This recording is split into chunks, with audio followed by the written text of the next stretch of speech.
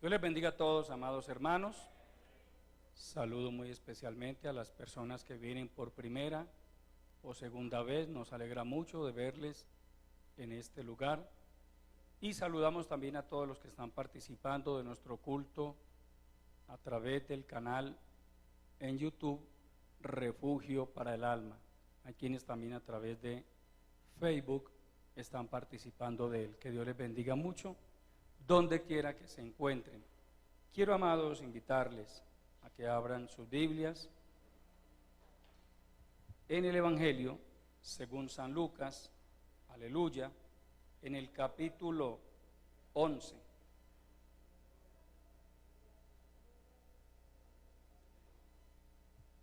San Lucas, capítulo 11. A Dios sea la gloria. Los hermanos, por favor, compartimos con los amigos que no tienen Biblia. Gloria a Dios. Capítulo 11. ¿Cuántos lo han encontrado? Vamos a tomar los primeros 4 versículos. Dice la palabra del Señor, hablando acerca de Jesús y la oración. Aconteció que estaba Jesús orando en un lugar, y cuando terminó, uno de sus discípulos le dijo: Señor, enséñanos a orar, como también Juan enseñó a sus discípulos. Y les dijo: cuando oréis, decid: Padre nuestro, que estás en los cielos, santificado sea tu nombre, venga tu reino, hágase tu voluntad como en el cielo, así también en la tierra.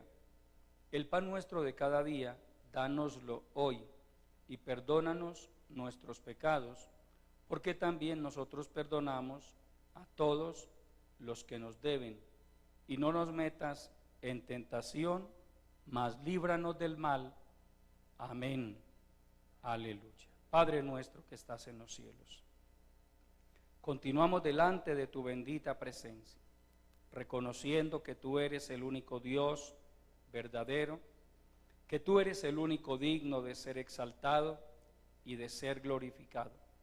Mil gracias te damos, Señor, por esta preciosa oportunidad que nos concedes de estar aquí en tu casa, alabando y glorificando tu santo nombre. También te doy gracias por todos los que están participando del culto a través del canal Refugio para el Alma. Gracias por tu bendita palabra, Señor. Esta palabra que es nuestro alimento espiritual. A través de ella, Señor, conocimos la verdad.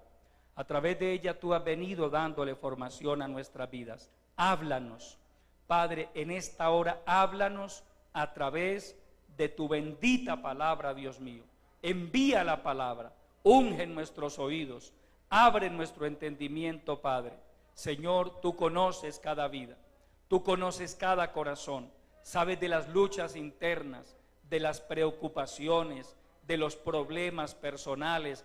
Dios mío, da la palabra. Yo únicamente quiero ser el vaso, el instrumento que tú utilices, Señor, para hablar a tu pueblo. Me pongo en tus manos, Señor.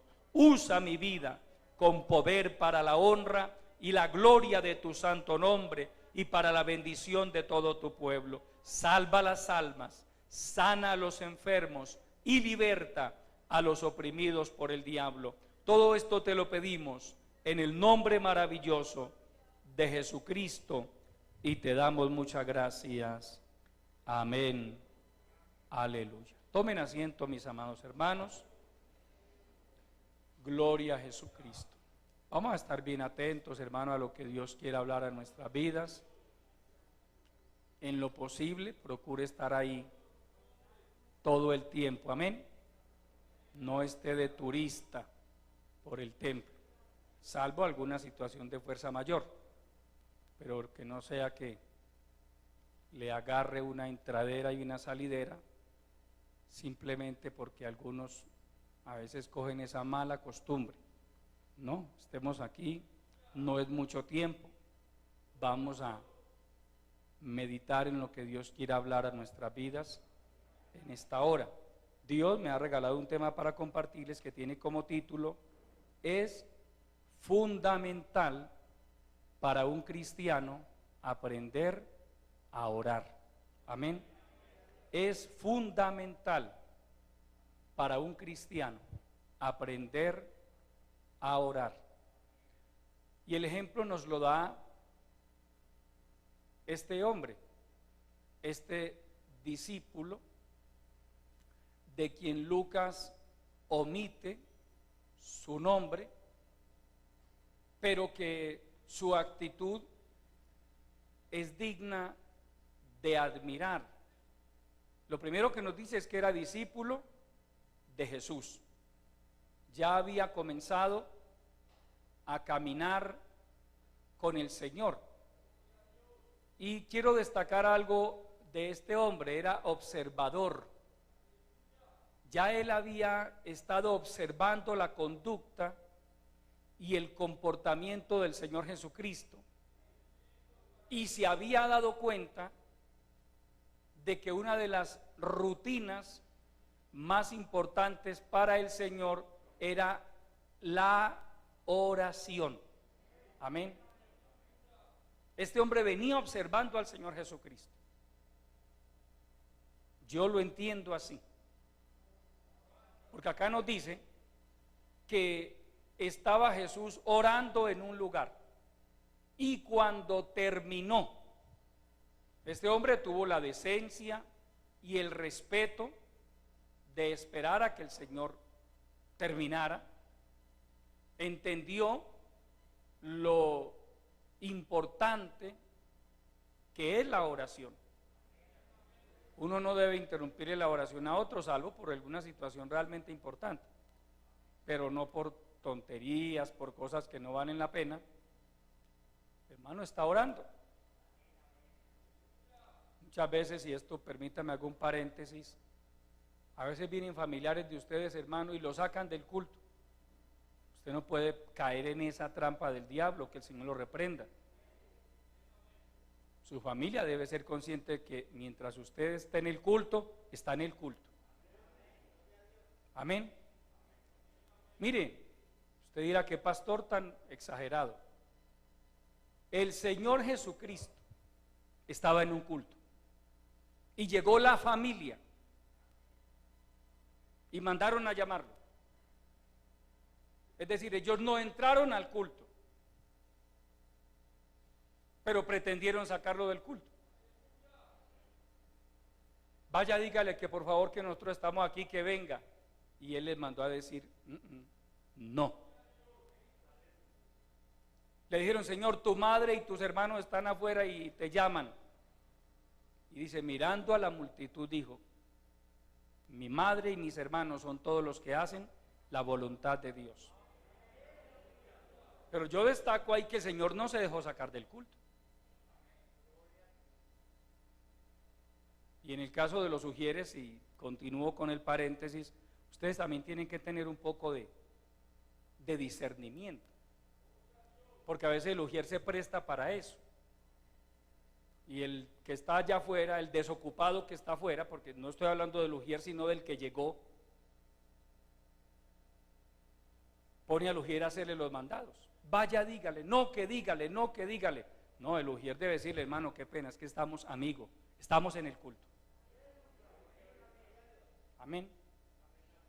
Porque habrá situaciones de fuerza mayor, pero no siempre es una situación de fuerza mayor.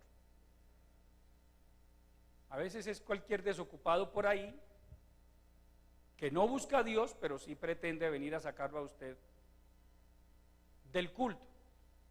Y uno con esa parte tiene que ser celoso, amado hermano. Cuando usted esté orando, usted esté en el culto, sea celoso. No permita que otros lo estén sacando. Por eso tampoco es ético que usted esté en el culto y con un celular ahí a toda hora pendiente, hermano, de cualquier mensaje de WhatsApp, de cualquier llamada. No, hermano, desconéctese.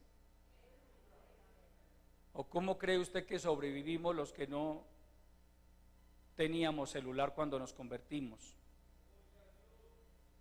¿Ah? Y aquí estamos, hermano. y nosotros estábamos en el culto, no había, hermano, si usted quería llamar a la familia tenía que buscar un teléfono público. Era el medio más cercano que había, era un teléfono público y a veces quedaba a 2 o 3 cuadras. Y si no tenía moneda tampoco podía llamar. Y sobrevivimos. Entonces, hermano, cuando hablamos del culto público a Dios, el culto demanda reverencia. Y el cristiano debe aprender a ser reverente con las cosas de Dios. Este discípulo, hermano, yo noto en él una reverencia. Él entendió, el Señor está orando, no lo voy a interrumpir. Yo sí le quiero preguntar algo, pero voy a esperar a que termine. Es que a mí me llama la atención, yo lo veo orar con frecuencia. Por eso le digo, este hombre observó al Señor en varias ocasiones. Para mí esta no fue la primera vez que él se enteró de que el Señor Jesucristo oraba, y cuando oraba le gustaba apartarse para orar. Yo quiero mostrarle unos versículos que nos hablan de eso. Vaya a San Mateo capítulo 14, aleluya. San Mateo capítulo 14, a Dios sea la gloria.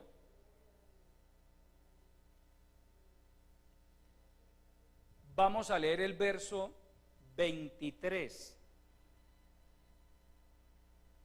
Despedida la multitud, subió al monte aparte, y cuando llegó la noche, estaba allí.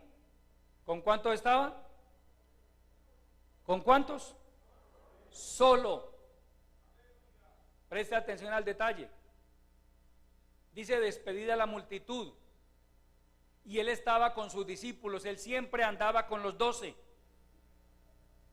Pero cuando él iba a orar, enviaba a los 12 adelante, les decía, váyanse para tal parte que yo los alcanzo. Y subía al monte a orar. San Marcos capítulo 1. Vamos a estudiar la palabra en esta mañana, ¿le parece, amado hermano? Desempolve un poco su Biblia, por favor. San Marcos capítulo 1, verso 35.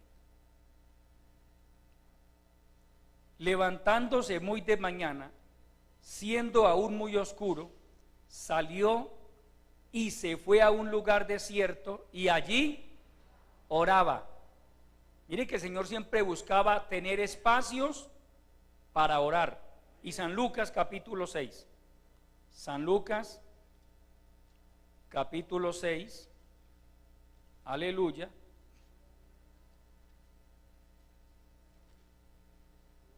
Allí vamos a tomar el verso 12.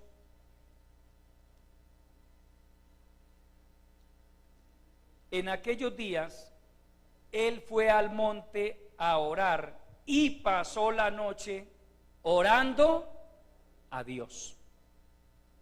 Note, amado hermano, pare ahí por favor, no siga leyendo para que no se desconecte del culto.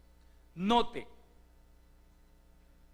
solamente vimos 3 pasajes y 3 hechos diferentes, no era el mismo, no era en el mismo caso. En cada uno vemos que el Señor se apartaba a lugares donde él pudiera estar solo para orar.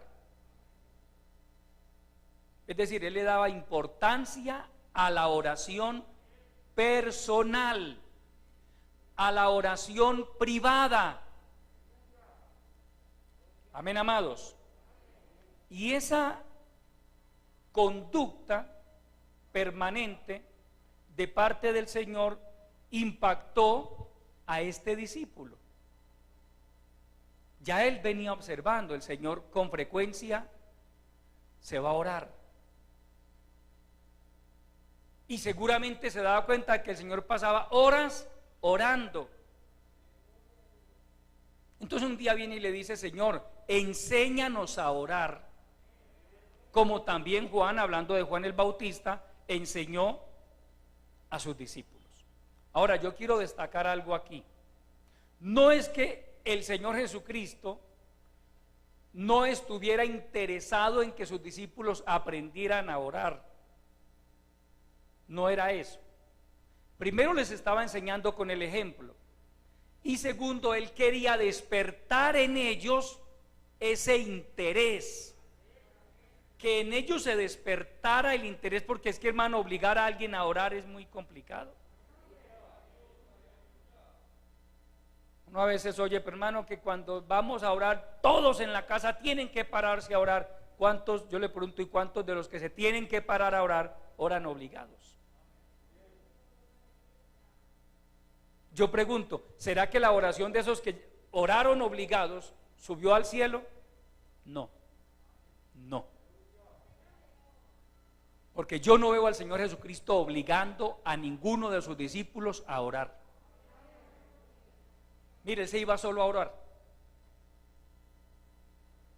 Primero les dio ejemplo con su vida personal. Para mí es importante la oración, les estaba diciendo el Señor Jesucristo. Y ojo al detalle, Él es el Hijo de Dios y Él es Dios. Usted estudia los evangelios y usted se da cuenta de que el Señor Jesucristo, además de ser un hombre perfecto, también era Dios y hacía cosas que ningún hombre podía hacer. Mire, estaba en un culto, una multitud, y algún fariseo por allá cavilando, si fuera profeta. Y el Señor Jesucristo desde el altar, hermano, le sacaba el pensamiento al otro que tenía en el corazón allá y les decía, ¿por qué piensan esto y esto y esto? ¿Por qué dicen en sus corazones esto y esto? Amén. Un día le trajeron un hombre con la mano seca, lo pusieron al frente y el Señor le dijo, hombre, tus pecados te son perdonados. Y por allá alguien pensó, ¿y este quién se cree para perdonar pecados? Y el Señor le respondió, ¿por qué caviláis mal en vuestros corazones? ¿Qué es más fácil decir? Un paralítico, fue un paralítico. ¿Qué es más fácil decir? ¿Tus pecados te son perdonados? O decir, levántate y anda. Hermano, los desarmaba inmediatamente. Resucitó muertos. Es decir, él demostró que era Dios. Y a pesar de ser Dios, hermano, le daba importancia a la oración. La oración ocupaba un lugar sumamente importante en su vida. Entonces, aquí la reflexión para cada uno de nosotros debe ser esta: si para él, siendo el Hijo de Dios, era importante la oración, ¿cuánto más debería serlo para nosotros? Amén. El Señor Jesucristo no necesitaba que nadie lo cuidara, que nadie lo defendiera. Por eso cuando Pedro sacó la espada y le cortó la oreja a Malco, lo que Pedro quiso hacer, fue buena la intención, fue defender al Señor Jesucristo. Pedro dijo, yo aquí me hago matar por el Señor. Y seguro que se hubiera hecho matar, pero el Señor le dijo, no, Pedro, mete tu espada en tu vaina. Si yo quisiera, le pediría a mi Padre y Él enviaría 12 legiones de ángeles. O sea, yo no necesito que ninguno de ustedes saque una espada y me defienda aquí. Amén. Dándonos a entender que Él era un ser humano y divino. Usted y yo escasamente somos humanos. Amén. De divinos, hermano. Entonces yo pregunto, si el Señor oraba de la manera que lo hacía, porque para Él era importante tener comunión con su Padre, ¿no será importante para nosotros orar? A veces se nos olvida que la oración es lo único que puede mantener en pie a un cristiano delante de Dios. Y que cuando el cristiano deja de orar, gradualmente comienza a caer de la gracia de Dios. Gradualmente.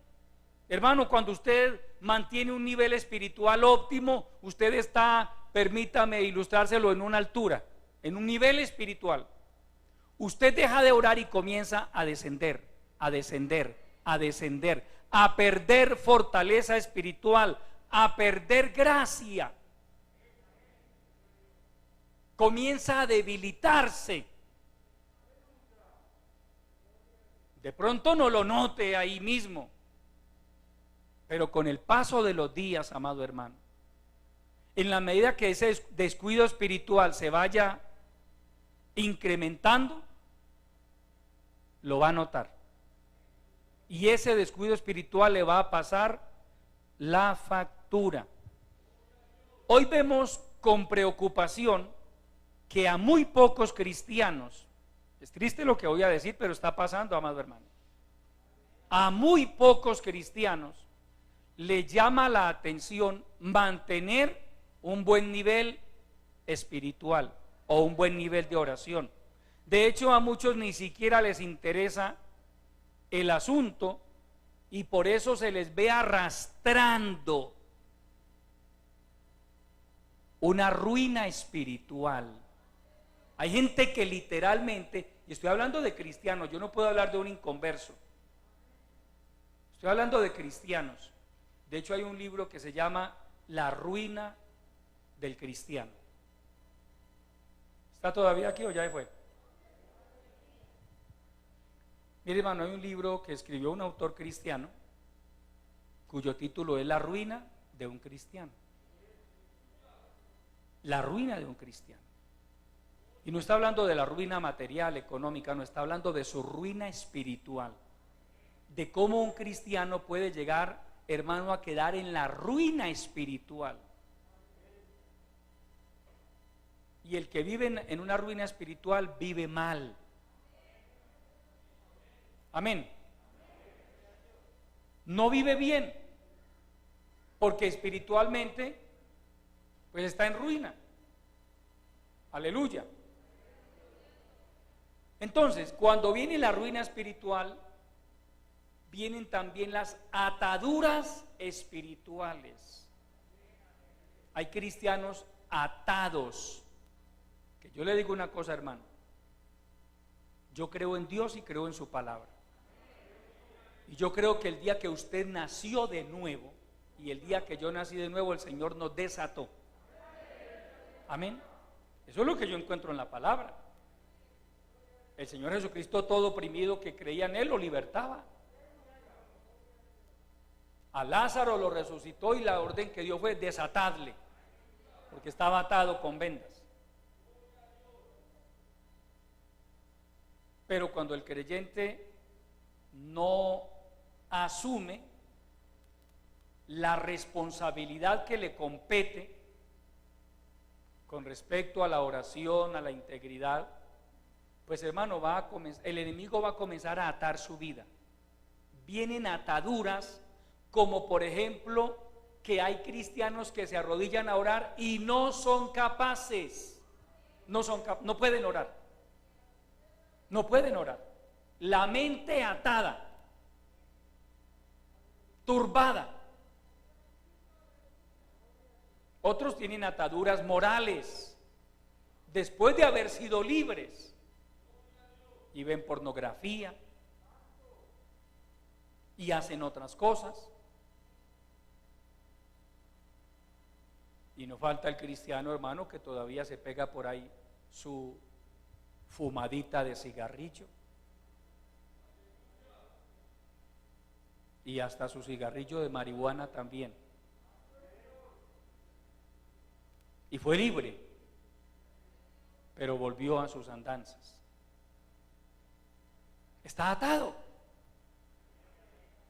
Porque el creyente que está libre, hermano, así haya practicado los pecados que haya cometido, hermano, él no vuelve a practicar el pecado. El Señor lo libertó y ahora él se preocupa por conservar su libertad espiritual, por mantenerla. El deber de mantener mi libertad espiritual es mío. El Señor cumplió con libertarme, con salvarme, pero yo debo procurar retener mi libertad espiritual. Al nombre de Cristo. Aleluya. Entonces, claro, el creyente que no ora o que ora por ahí, de esas oraciones mediocres, de esas oraciones que escasamente llegarán al techo,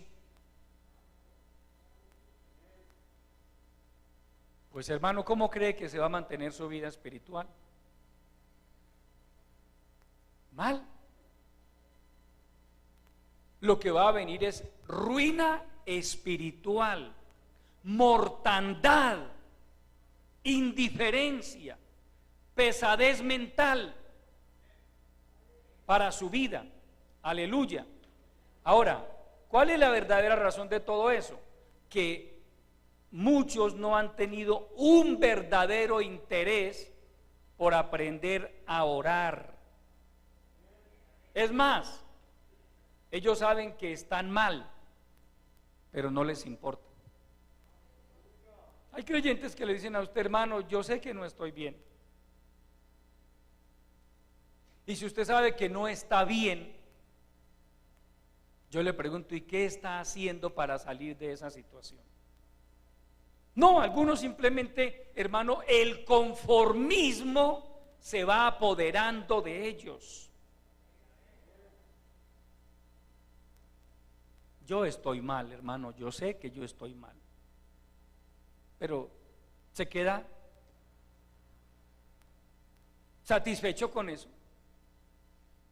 con saber que está mal y que según él o según ella, pues no está descarriado tampoco. Eso sí, tampoco estoy descarriado.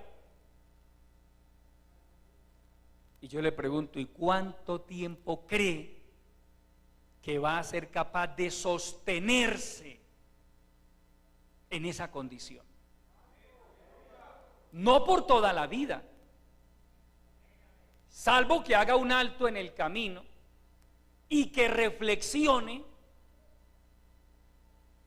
Hermano, llega el día de la caída de esa persona. Es que lo hemos visto infinidad de veces en creyentes que uno veía desubicados, que no oraban. Se les ve, hermanos, a algunos se les ve la mediocridad por encima, hermano. A algunos se les ve el color de cadáver por encima, hablando espiritualmente. Hay creyentes que con solo usted verlos, usted dice, este hermano, con solo verlos o escucharlos, usted puede discernir, este hermano anda mal, se ha descuidado. Hay creyentes de los que uno tiene que decir, hermano, no es el mismo de antes, no es la misma de antes, porque antes gozaba, hermano, de lozanía espiritual. Antes, hermano, mantenía un nivel espiritual admirable, otros lo admiraban, pero otras cosas comenzaron a ocupar el lugar de la oración en su vida. Otros afanes comenzaron a desplazar su interés por la oración, por el estudio de la palabra, y comenzó a llegar la mortandad, comenzó a llegar la indiferencia, la pesadez mental, ese conformismo que le dice, ayer no oré, hoy tampoco oré, pero vamos bien, vamos bien. Yo no estoy descarriado. Yo no sé si sea el caso de alguno que se esté pasando semanas enteras, óigame bien, semanas enteras sin orar, o haciendo por ahí oracioncitas de 10 minuticos, cuando las hace, porque no diario las hace, está enfermo. Ese creyente, hermano, ya ha comenzado a enfermarse espiritualmente hablando, porque eso produce un problema, una enfermedad espiritual a la cual el Señor le puso nombre. Vaya a Apocalipsis capítulo 3. A Dios sea la gloria. Apocalipsis capítulo 3.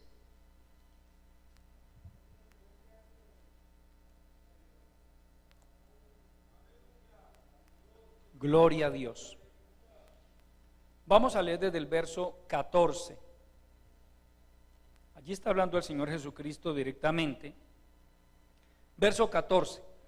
Y escribe al ángel de la iglesia en la Odisea: he aquí el amén, el testigo fiel y verdadero, el principio de la creación de Dios, dice esto: yo conozco tus obras, que ni eres frío ni caliente. Ojalá fueses frío o caliente, pero por cuanto eres tibio y no frío ni caliente, te vomitaré de mi boca. Diagnóstico espiritual de la enfermedad: tibieza espiritual. Amén. El frío es el que dice: no, yo no busco a Dios, yo no necesito eso, frío. El caliente es el que mantiene ese fervor espiritual. El tibio es el que está en esa temperatura intermedia, ni frío ni caliente. Y el Señor no dice: no, pero tranquilo. No, dice: si usted permanece en esa tibieza espiritual, te voy a vomitar de mi boca. Eso tiene un sentido, amado hermano. Mire, el agua fría para una sed bien tremenda es una bendición, ¿cierto? Caliente es fabulosa. Si usted se quiere preparar una buena infusión, un café, amén, un medicamento, hay por ejemplo una infusión que contiene algunos efectos terapéuticos y medicinales, hermano, hay que prepararla en agua caliente. A usted no le dicen: mire, coja 10 gramos de hierbabuena y échelos en un pocillo con agua tibia. No, caliente. La instrucción generalmente para una infusión es: ponga el agua a hervir, cuando esté ya hirviendo, apague el fogón, deposite allí las ramas, llámese hierbabuena, cualquier otra planta, tápela y déjela reposar 10 minutos. Ese calor del agua extrae todas las propiedades medicinales y terapéuticas que contiene esa rama. El agua tibia no, échela en agua tibia a ver qué pasa, nada. ¿Sí ve que tiene sentido lo que el Señor dice? No eres frío ni caliente, eres tibio. De hecho se dice que el agua tibia es vomitiva, que más fácil le puede provocar vómito a la persona. Y el cristiano tibio, hermano, permítame la expresión, ni fu ni fa. Él está ahí que uno no sabe ni qué camino va a tomar, porque ni se consagra, pero tampoco se aparta, y sigue ahí con sus ataduras, pero delante de Dios está en problemas. Porque le dice, si permanece en esa condición, yo lo voy a vomitar, es decir, lo voy a expulsar, lo voy a sacar. Y tristemente, amado hermano, a lo largo de los años hemos visto casos así, de creyentes que comenzaron, hermano, a caminar, podríamos decir, a rastras. Y en su momento se les aconsejó, se les exhortó. Algunos se enojaron porque se les exhortó, porque no a todo el mundo le gusta que le diga, hermano, ¿qué le pasa? Lo hemos visto un poco indiferente, usted ya no es el mismo. A algunos no les gusta, no les gusta. Bueno, yo he dicho, yo cumplo con mi deber de hacerlo. Y de otros he dicho, y le he dicho a mi esposa, no le vuelvo a decir nada a ese hermano, no, ya. Es mejor no decirle más. Orar por él.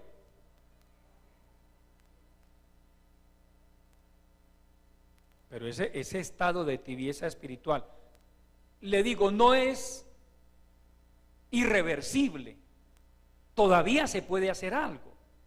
Porque el Señor Jesucristo le está diciendo esto a esta iglesia para llamarle la atención. Él está diciendo, si usted reacciona, si usted toma el consejo que yo le estoy dando, se puede levantar de esa condición. Mire que ya terminando el capítulo, verso 19 en ese capítulo 3 de Apocalipsis, mire lo que dice el Señor Jesucristo: yo reprendo y castigo a todos los que amo. Sé pues celoso y arrepiéntete. Arrepiéntete de tu tibieza espiritual. Verso 20: he aquí yo estoy a la puerta y llamo. Si algún tibio oye mi voz y abre la puerta, entraré con él y cenaré con él y él conmigo. Hay cristianos que le aplican este versículo a inconversos. No es para inconversos, amado hermano. Este texto no es para evangelizar. Uno tiene que saber muy bien cuando la palabra, por eso se habla de mensajes evangelísticos, amén, que yo mal haría si aquí todos fuesen cristianos. Supongamos, convoqué a un ayuno, y obviamente al ayuno venimos todos los hermanos, los que ayunamos y escuchamos la invitación del Señor, porque Él es el que nos convoca, no es el pastor. No vaya a pensar que cuando el pastor invita a un ayuno o convoca a un ayuno es porque el pastor está desprogramado y de pronto no tiene con qué salir por ahí a pasear. Entonces, no, hermano, lo hacemos es porque Dios en su momento nos inquieta a convocar el pueblo al ayuno y a la oración. Amén. Entonces mal haría yo, estamos 15, 20, 30, 50 hermanos ayunando, y yo venir a compartirles un mensaje cuyo texto base sea Marcos 1, 15, 16. El tiempo se ha cumplido y el reino de Dios se ha acercado. Arrepentíos y creed en el evangelio. Ese mensaje no sería pertinente para la ocasión, porque todos los que hay ahí son cristianos. Amén. Cuando se habla de enseñar la palabra, se habla de que hay pasajes que son pertinentes, hay textos que son pertinentes para determinada ocasión y otros no. Amén. Aquí está este pasaje que he oído a cristianos aplicarlo a inconversos. Mire lo que el Señor le dice: Él está a la puerta y llama. No, Él no está, Él está llamando a los tibios dentro de la iglesia. Escribe a la iglesia que está en la Odisea. Cuando usted estudia cada una de las 7 cartas enviadas a 7 iglesias del Asia Menor, no eran las únicas 7, simplemente que la condición espiritual de cada una de esas iglesias, hermano, de alguna manera marcaba lo que sería la condición espiritual de la iglesia a través de la historia. Dentro de la iglesia cristiana a nivel mundial habrá iglesias que se parezcan a Filadelfia, a esa iglesia fiel, a esa iglesia a la que el Señor no le reprocha nada, pero habrá iglesias y creyentes más parecidos a la Odisea o a Éfeso. A esa iglesia el Señor le dice: mire, el problema suyo es que perdió el primer amor. Mira por tanto de dónde has caído y arrepiéntete. Mire que, hermano, hay muchas maneras de pecar. Algunos dicen: hermano, yo gracias al Señor yo no he hecho nada malo. Pues está medio descarriado, ¿le parece poco? El Señor le dice a ese que está medio descarriado, a ese que perdió el primer amor, hermano, a ese que ya no quiere orar, que ya no quiere congregarse, que ya no quiere servir al Señor, le dice: mira por tanto de dónde has caído y arrepiéntete. ¿Qué le está diciendo? Esa conducta yo la considero como un pecado. Y la tibieza espiritual también dice él que es pecado. Le dice: arrepiéntete. Yo reprendo y castigo a todos los que amo. Sé pues celoso y arrepiéntete. ¿De qué? De esa tibieza espiritual. He aquí yo estoy a la puerta y llamo, porque algunos ya sacaron al Señor del corazón. Como hay iglesias que sacaron al Señor de la iglesia, ahora el Señor está a la puerta. Donde no se honra al Señor, ya el Señor no ocupa el lugar que debe ocupar, está a la puerta. Al nombre de Cristo. Entonces este texto no es para inconversos, amado hermano. No se lo aplique a no trate de aplicárselo a un inconverso, porque no es pertinente. Hay una cantidad de pasajes que usted y yo podemos usar para evangelizar a una persona que no conoce a Cristo, pero no este. Amén. Porque ese es para nosotros. Aquí el Señor está denunciando un problema que de tiempo en tiempo afecta a la iglesia: la tibieza espiritual. Pero le decía, no es un problema irreversible. Cuando el creyente reflexiona y reconoce su condición, si se arrepiente y se humilla delante del Señor, Él lo restaura. Es la ventaja que tenemos, que si en algún momento alguno ha caído en un estado de tibieza espiritual, si a tiempo reflexiona, a tiempo, porque los que hoy están descarriados fue que a tiempo no quisieron reaccionar. No crea que el que hoy está descarriado fue porque no, hermano, Dios trató de una y muchas formas de evitarle la caída, porque el Señor todo lo sabe. El Señor sabe cuando hay un cristiano a punto ya de irse, y el Señor comienza a hablarle. A algunos hasta a través de sueños les habla. Amén. Hermanos, que Dios tiene muchas formas. La palabra, pero cuando ya el creyente ya rechaza la palabra, le resbala la palabra, porque ya se sienta prejuiciado. Vamos a ver qué, porque eso sí, hermano, todas me las está echando a mí, dicen algunos. Todas. Eso es usted ya venir prejuiciado al culto. Amén. Y créame, hermano, y Dios me es testigo, que cuando yo oro para predicar, yo no le digo: Señor, regálame un tema bien tremendo para el hermano Condorito. Señor, hoy necesito un tema para ese hermano. Y el domingo, Señor, hoy es el hermano Arandú. Yo quiero que hoy el hermano Arandú salga, pero no, yo le pido a Dios en oración, es mi estilo, otros tendrán el suyo y es muy respetable, pero yo le hablo de mi forma. Yo le digo, Señor, dame un mensaje que sea de bendición para tu pueblo. Nunca pido predicaciones con nombre propio. Sería antiético. Sería yo ignorar si aquí hay 200 personas, entonces las 199 restantes, no, hermano. Yo le pido a Dios que me dé un mensaje para el pueblo.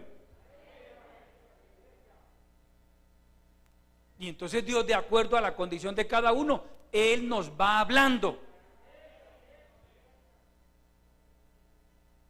Y a Dios le damos la gloria por eso. A mi esposa en estos días una hermana le pidió una cita, que si por favor después del culto la escuchaba, y ella le dijo claro que sí. Cuando terminó el culto, mi esposa le dijo, hermana, hablamos, y le dijo, no, hermana, ya, todo lo que le iba a decir o lo que necesitaba escuchar, Dios me lo dijo a través de la palabra. Pues gloria a Dios. Qué bueno cuando es así. Por eso yo nunca doy consejería antes de predicar. Porque qué tal que su problema sea el que Dios me llame dio en la enseñanza. ¿Cómo quedo yo? Preparo un estudio de la palabra y justo era su problema. Entonces, ¿qué va a decir usted? Mire, el pastor aprovechó mi problema para predicarlo. No, qué bueno cuando es así, hermano. Cuando Dios da testimonio de que Él es el que da la palabra. Y que si usted con humildad abre su corazón, Él le va a hablar a través de la palabra. No lo tome como algo personal, uy, hermano, el pastor. No, hermano, no es así. Le repito, no es el estilo, no es lo que hemos aprendido. Yo no uso el púlpito para arreglar problemas con hermanos, que Dios me guarde, ni para arreglar problemas con mi esposa, menos. Como decían por ahí en cierto lugar, que la iglesia sabía cuando el pastor tenía problemas con la esposa, porque la predicación de ese día, hermano, era contra esas mujeres rebeldes e insujetas. Entonces la gente decía, uy, el pastor se ve que tiene problemas con la esposa. Dios nos guarde, amados hermanos. Los problemas familiares son familiares. Si he tenido alguna diferencia con alguno de ustedes, que eso puede pasar y es normal, eso no es para arreglarlo en el púlpito, que Dios nos guarde. Amén. El púlpito, decía Spurgeon, no es para lanzar piedras, y es una realidad. Y yo a los líderes continuamente les exhorto acerca de eso. Nunca se pare usted en el púlpito a lanzarle pedradas a los otros líderes. Yo fui víctima de eso, a mí me apedrearon varias veces, hermano. Cuando yo era líder y tenía otros hermanos que eran líderes muy, muy queridos ellos, en más de una ocasión me lincharon, hermano. Entonces yo soy enemigo de eso, porque no es ético.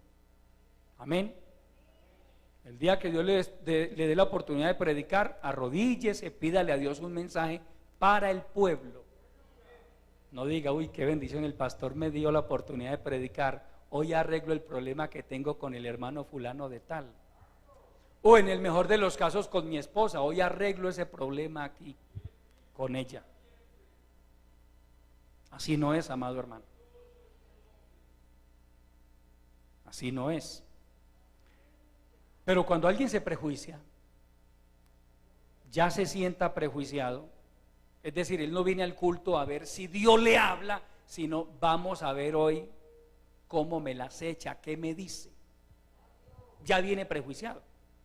Esa es una señal, si fuera su caso, permítame decírselo, y ojalá tome nota de lo que le voy a decir.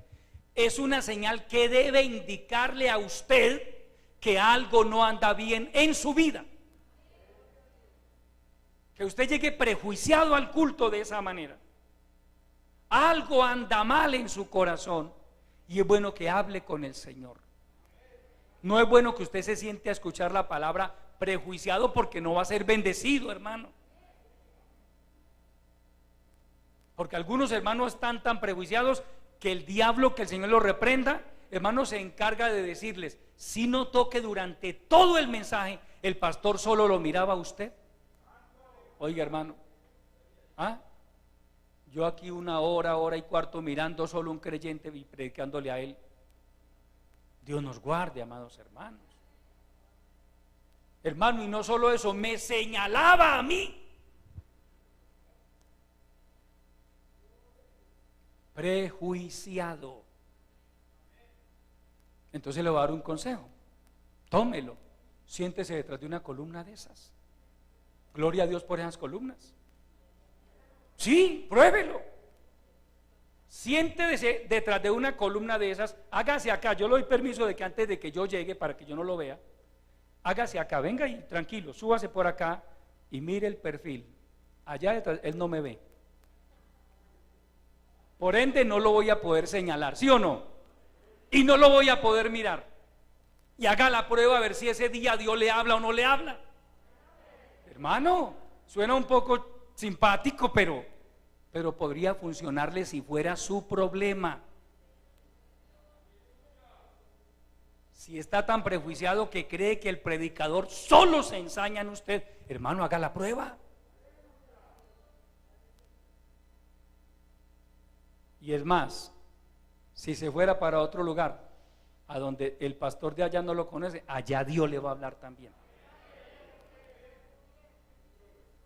Amén. Sí, hermano, a veces el problema puede ser prejuicios en el corazón. Tenga cuidado con eso, porque esa es una manera de el enemigo dañar también.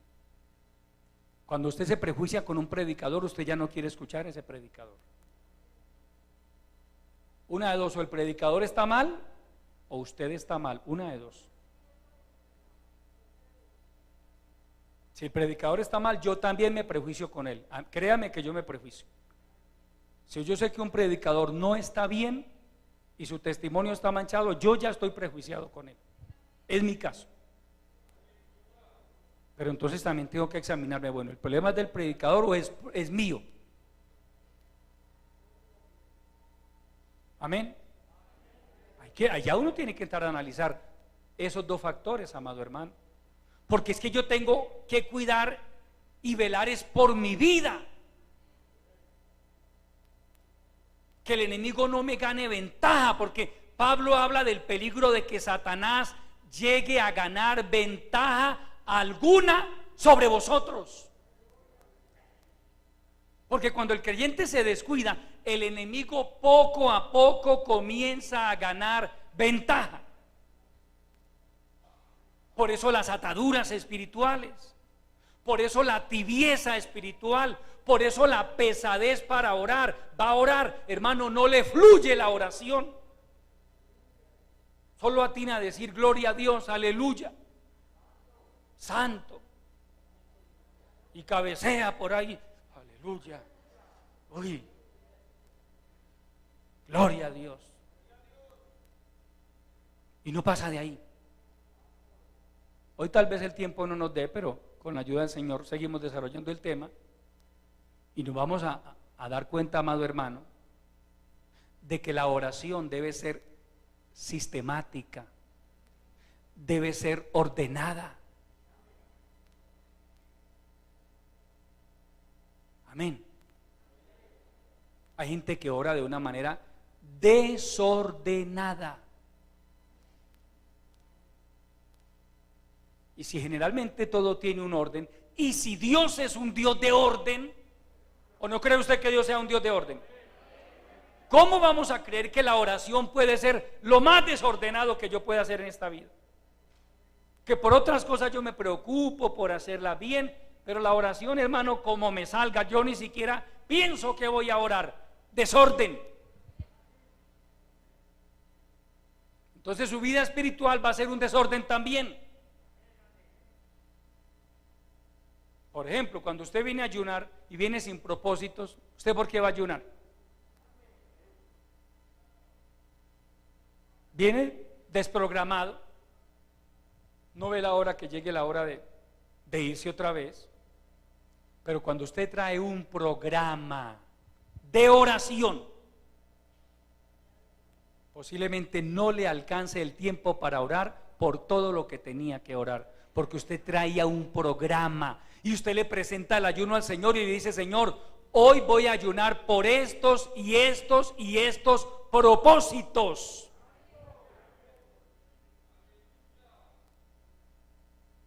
Y sí que hay propósitos y necesidades para orar, hermano. Yo no sé si usted tenga propósitos y necesidades, pero el buen cristiano los mantiene. Un buen cristiano nunca tendrá que decir: hermano, ya no veo ni por qué orar. Todo ya, el Señor, todo lo que le he pedido me lo ha dado. Ya no veo ni por qué orar. ¿Será su caso? Uno siempre tendrá motivos por los cuales orar. Uno siempre tendrá necesidades de todo tipo, personales, espirituales, familiares, económicas, de salud. Solo hablando de las necesidades, sin hablar de las cosas por las que usted y yo deberíamos orar, aunque no tengan que ver directa o indirectamente con nosotros. Por ejemplo, interceder por los demás. Yo no sé cuáles son sus problemas, pero yo oro por sus problemas. Yo le digo: Señor, tú conoces los problemas de mis hermanos. Sé propicio, Señor. Ayúdales, ábreles puertas, bendíceles, sana a los enfermos. ¿Será que no hay ningún enfermo en este momento en la iglesia? ¿Será que perdemos el tiempo usted y yo orando por los enfermos que haya en la iglesia? En caso de que usted no supiera el nombre de ninguno que esté enfermo. Pero si así usted no supiera el nombre de algún hermano o hermana que esté enfermo, ore por los enfermos que hay. Pregunto: ¿no habrá algún desanimado en medio nuestro? ¿Será que pecamos si oramos por los desanimados? ¿Será que yo peco al decirle: Señor, si en medio de tu pueblo hay alguno que esté atado por el diablo, desátale? ¿Será que yo peco? No, amado hermano. Y mire que aparentemente pues eso no es un problema que me afecte a mí, pero yo estoy orando a favor de otros, y eso le agrada a Dios. Pero no le pida a un tibio que ore por otros. Él no puede orar siquiera por sí mismo, va a orar por los demás. No es capaz de llevar su propia carga, va a llevarla de otros, al nombre de Cristo. Se define la tibieza espiritual también de la siguiente manera: la tibieza espiritual consiste en un relajamiento del espíritu, frena las energías de la voluntad y retarda pesadamente los movimientos del vivir cristiano. Se caracteriza por la aridez del espíritu frente a las cosas de Dios. Mire, amado hermano, Dios nos guarde de ese estado. Se lo repito: la tibieza espiritual consiste en un relajamiento del espíritu. Es decir, a mí ya poco o nada me importa lo que pase. Frena las energías de la voluntad. Cuando usted goza de buena salud espiritual, hermano, usted tiene anhelos, deseos, motivos por los cuales buscar al Señor. Retarda pesadamente los movimientos del vivir cristiano. Pero usted ve creyente hermano ahí que ya le piden permiso a un pie para mover el otro. ¿Va a ir al culto?, le pregunta a alguien. Vamos a ver. Está diciendo: no quiero ir. Porque si yo voy a ir al culto, ¿cómo voy a decir? Claro que voy, con la ayuda del Señor allá nos vemos enseguida. Amén. Claro. Hermano, ¿va a salir a evangelizar? Vamos a ver. Hermano líder, no cuente con ese. Si le dijo vamos a ver, él no ve. Se está quedando sin vista, por eso le dice vamos a ver. Se está quedando ciego.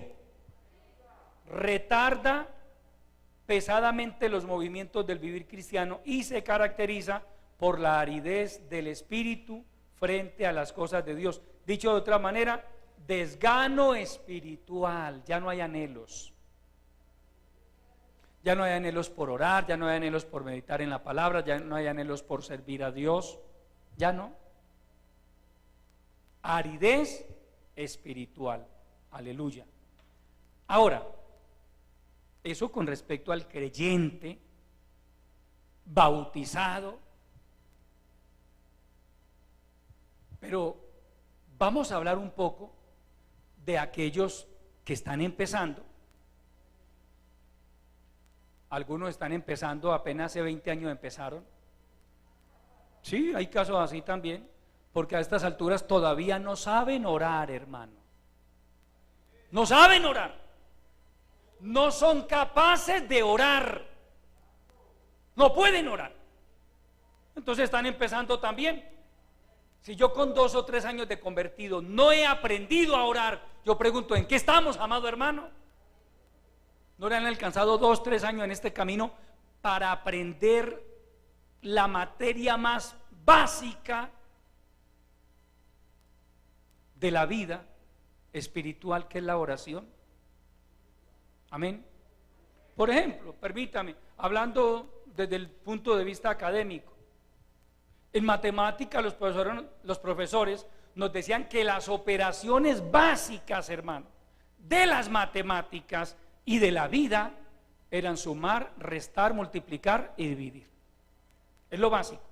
Y claro, continuamente usted y yo necesitamos. Eso lo aplicamos a nuestras vidas. ¿Cuántos hay aquí, hermano? Hay como 20. Réstele 4 tibios. ¿Cuántos quedan? ¿Cuánto? 20 menos 4. Hay que decirle, hermano, coja 20 naranjas. ¿Recuerda el ejercicio? Coja 20 naranjas. Sáquele 4. Y vuelva a contar las que quedaron. ¿Cuántas quedan? Así hay que hacer, hermano. Así hacían con nosotros cuando éramos niños los profesores. Si usted tiene 20 naranjas y le saca 4 y vuelve a introducir 6, ¿cuántas le quedan? 2. Así hay evangélicos, hermano, que usted los ve como desorientados, como que ellos, así como las matemáticas, esas 4 operaciones básicas de las matemáticas, no son las únicas, pero son las básicas y son fundamentales. La oración, amado hermano, no es lo único, pero es fundamental. Porque hay otras cosas además de la oración. Pero si usted no sabe orar, hermano, puede que usted no sepa predicar y se le pasa. Puede que no sepa manejar la Biblia mucho, se le pasa. Pero que no sepa orar, que no se haya preocupado por aprender a orar. Hablando de cristianos antiguos, pero también hay gente nueva y nos alegramos por ellos.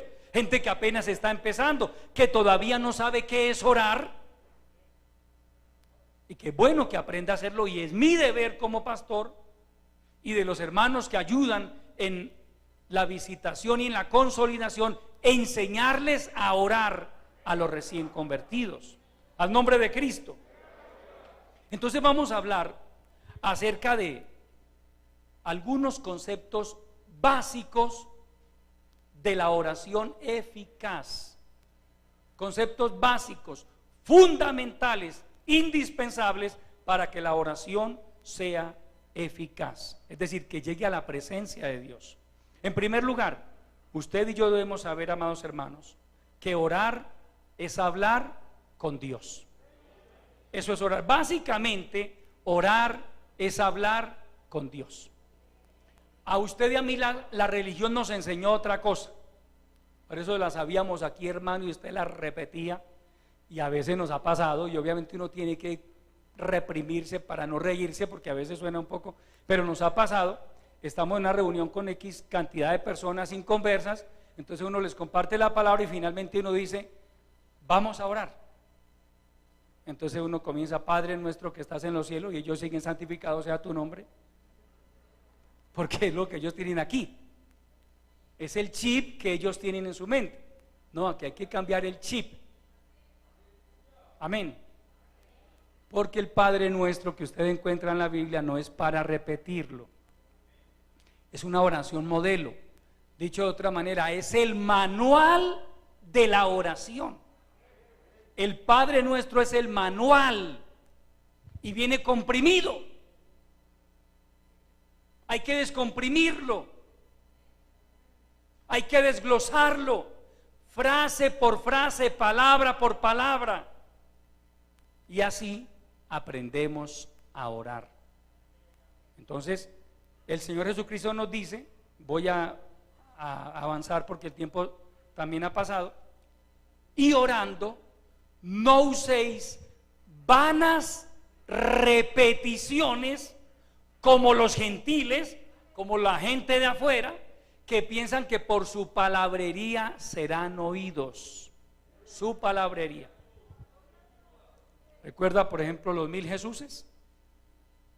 Hermano, según eso, el que rezara los 1000 Jesuses estaba ya, era en las puertas del cielo ya. Y dicen, eso nunca lo hice yo, nunca tuve la experiencia, pero por ahí lo poco que escuché, que con las camándulas era que las viejitas, y yo no sé si los viejitos, que pepita por pepita, ellos como que se iban yendo. Nunca, gracias a Dios, ejercicio sí, nunca de camandulero sí no hice. Pero como que se iban era pepita por pepita, algo así, ¿cierto? Alguno me corregirá ahorita si estoy equivocado, porque repito, no fui camandulero. Pero el Señor Jesucristo llama a eso usar vanas repeticiones, oraciones de memoria que se repiten y se repiten y se repiten. Y orando no uséis vanas repeticiones, porque orar es hablar con Dios. Es más, amado hermano, mire, usted que está empezando, léase algunas de las oraciones que aparecen en la Biblia. Le doy así un datos rápidamente. Léase Daniel capítulo 9, ahí aparece una oración de Daniel. Léase San Juan capítulo 17, la oración sacerdotal, la oración del Señor Jesucristo al Padre. Oiga, el Señor Jesucristo fue el que enseñó el Padre Nuestro. Léase San Juan capítulo 17, a ver si usted ve al Señor Jesucristo repitiendo una oración. Usted lo ve hablando con su Padre.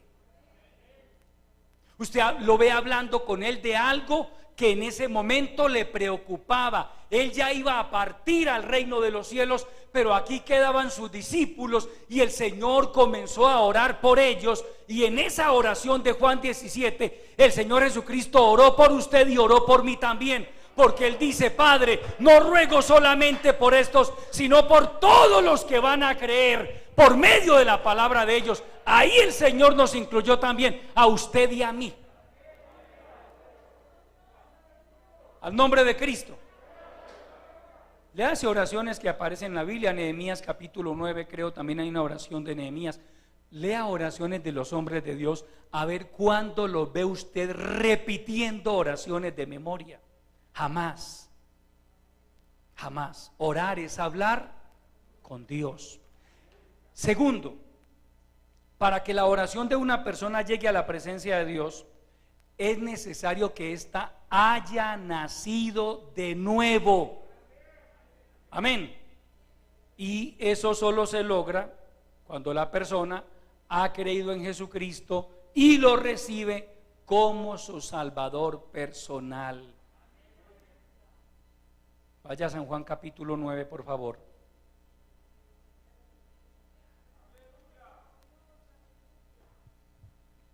Capítulo 9 del Evangelio según San Juan.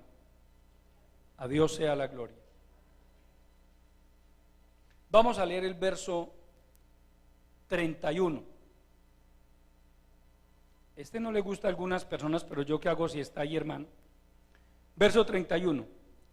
Y sabemos que Dios no oye a los pecadores, pero si alguno es temeroso de Dios y hace su voluntad, a ese oye. ¿Quién es el pecador? ¿El que no ha nacido de nuevo? ¿O estoy equivocado? No, el que no ha nacido de nuevo es un pecador. Y dice que Dios no lo oye. Pero si alguno es temeroso de Dios y hace su voluntad. Es decir, si alguien tiene cierto grado de temor de Dios por lo que ha escuchado, por lo que le han enseñado, y hace su voluntad, ¿cuál sería ese primer paso en la vida de esa persona para hacer la voluntad de Dios? Pues arrepentirse de sus pecados. ¿No creen? Dar un paso de fe, creer en Jesucristo, recibirlo como su Salvador personal. Es por eso que algunas personas, cuando el Señor nos dio la oportunidad, creímos, hermano. Yo creía en Dios, créame, desde niño yo creía en Dios. Pero un día me di cuenta de que así como yo vivía en pecado, Dios no me escuchaba. Entonces por eso un día también determiné en mi corazón buscar al Señor. Si alguno es temeroso de Dios y hace su voluntad, en su caso, amado hermano, usted que es temeroso de Dios y que hace su voluntad, cuando usted ora, Él le escucha. Amén. Él le escucha. Ahora que un inconverso en algún momento le clame a Dios por misericordia y le diga: Señor, si tú me sacas de esta, yo me convierto, Dios le da la oportunidad. Pero a lo que yo quiero llegar conforme a lo que dice el texto bíblico, es que el inconverso no puede decir que lleva una vida de oración, y si la llevara, pues Dios no lo oye.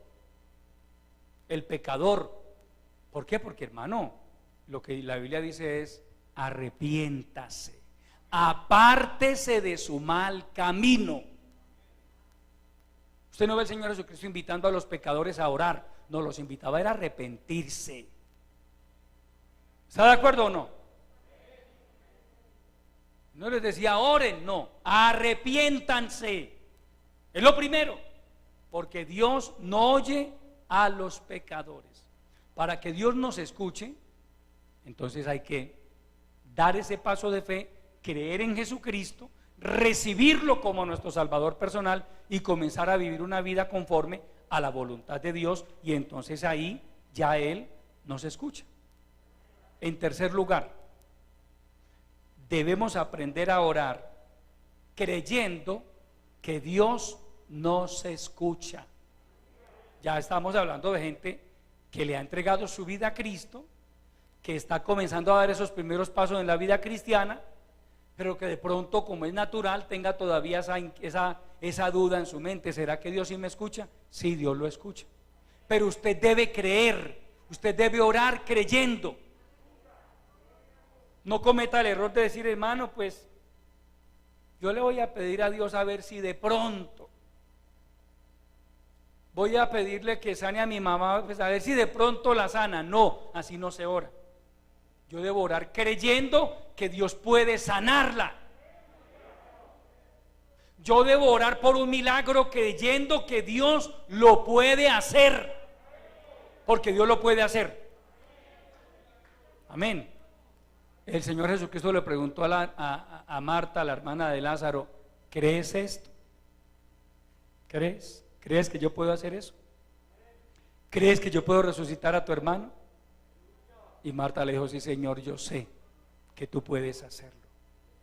Creer es fundamental para que la oración sea eficaz. Repasemos unos versículos que quizás sabemos de memoria. Mateo capítulo 21. Ya vamos terminando, amados hermanos.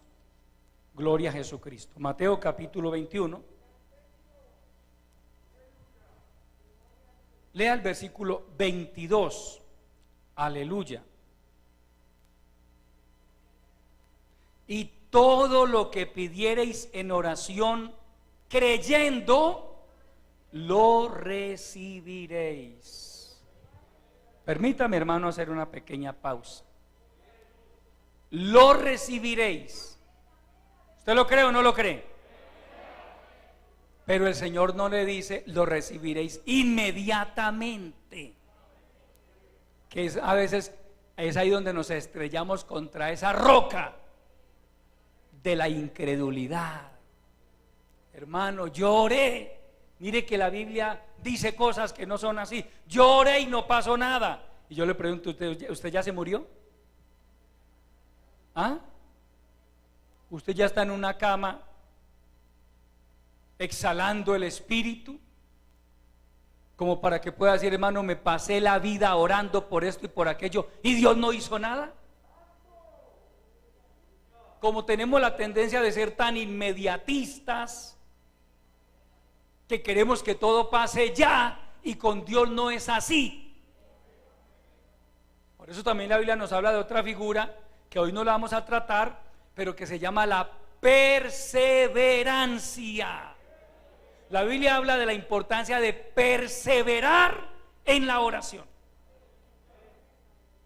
Es decir, que por determinado asunto usted y yo podemos pasar semanas, meses y hasta años orando.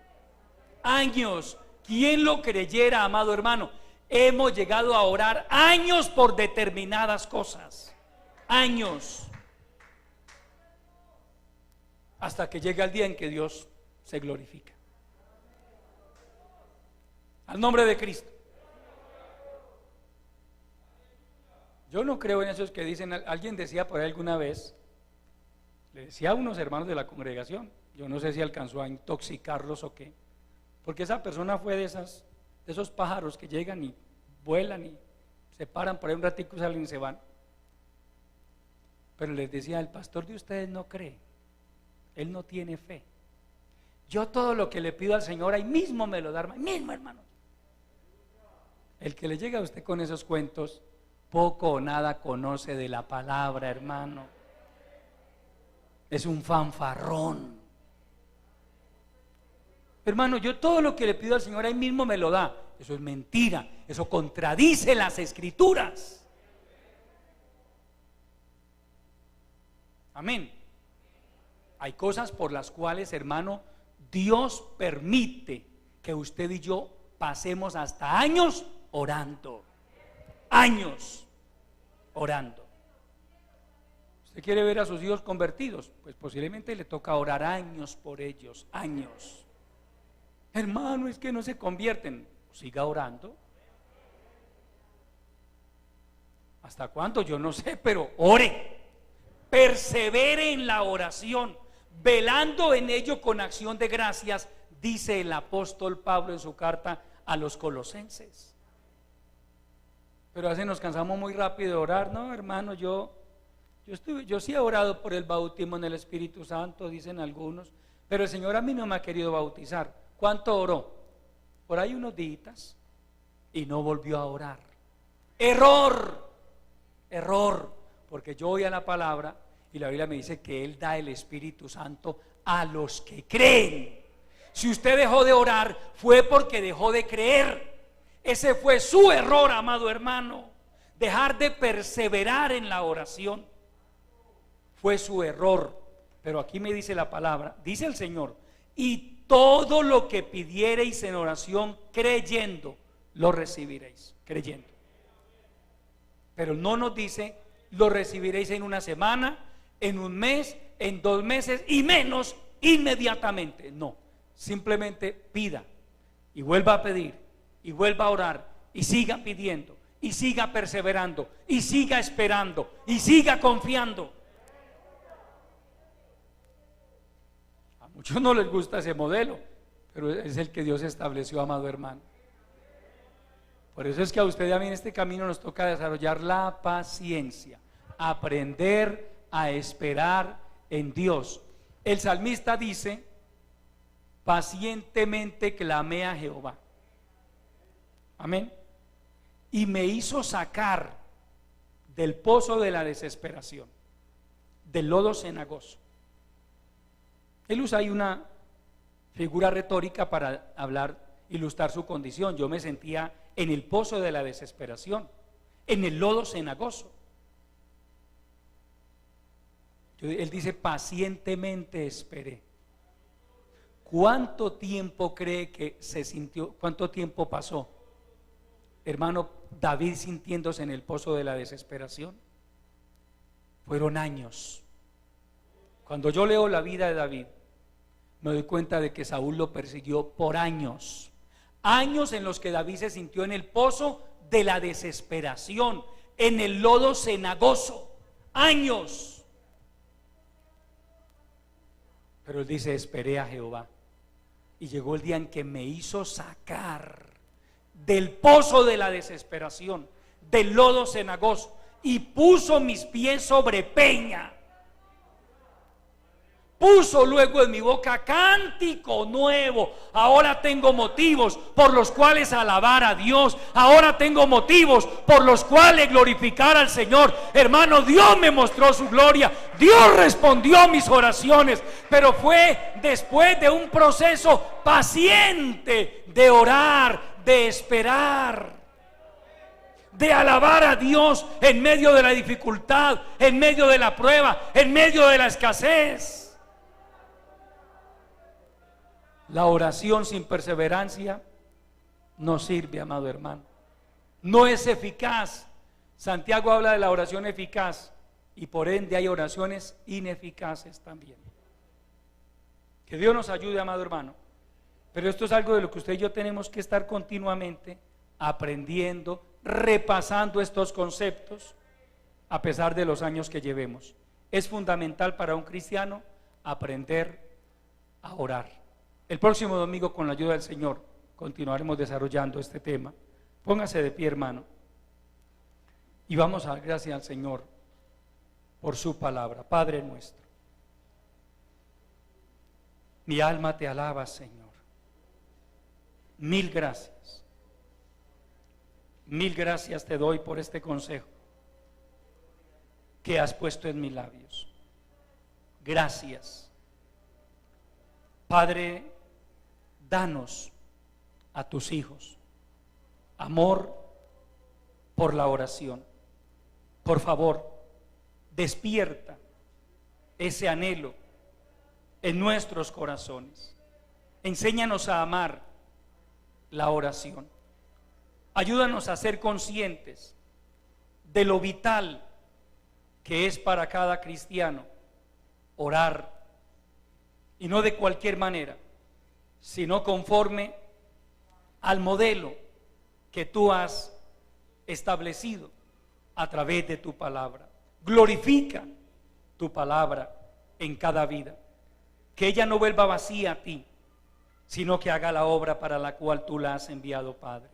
Te lo pido en el nombre maravilloso de Jesucristo y te doy muchas gracias. Amén. Aleluya.